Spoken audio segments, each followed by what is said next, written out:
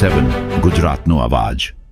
નમસ્કાર દર્શક મિત્રો, i7 ન્યૂઝ ગુજરાતીની સાથે હું છું આપની સાથે પાયલ બામભણિયા। તો જોઈએ આજના મહત્વના સમાચાર। દાહોદ જિલ્લા પંચાયત ખાતે ચેરમેન સુશ્રી ડોક્ટર રોશનીબેન પટેલના અધ્યક્ષસ્થાને આઈસીડીએસ વિભાગની સમીક્ષા બેઠક યોજાઈ। મળતી માહિતી મુજબ દાહોદ જિલ્લા પંચાયત ખાતે ચેરમેન સુશ્રી ડોક્ટર રોશનીબેન પટેલના અધ્યક્ષસ્થાને આઈસીડીએસ વિભાગની સમીક્ષા બેઠકનું આયોજન કરવામાં આવ્યું હતું।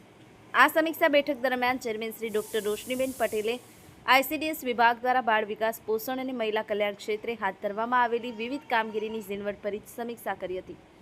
તેમણે ગ્રામીણ અને ક્ષેત્રીય સ્તરે જઈ નિષ્ઠાપૂર્વક કામગીરી કરી રહેલા તમામ અધિકારીઓ અને કર્મચારીઓની પ્રશંસનીય સેવાને બિરદાવી હતી।